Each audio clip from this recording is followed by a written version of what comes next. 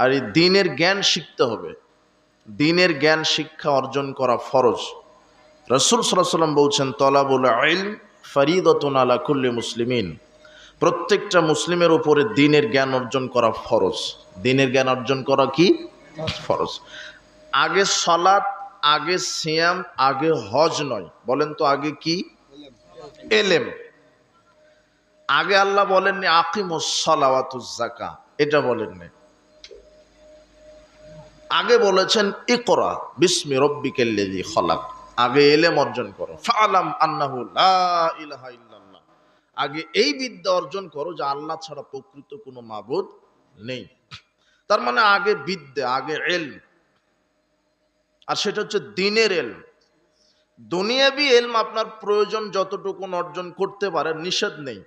তবে দ্বীনের ইলম অর্জন করা কেন, এটা ফরজ। আপনি যদি মানুষ হন, মুসলিম হন, তাহলে দ্বীনের জ্ঞান অর্জন করা কি ফরজ। আজকে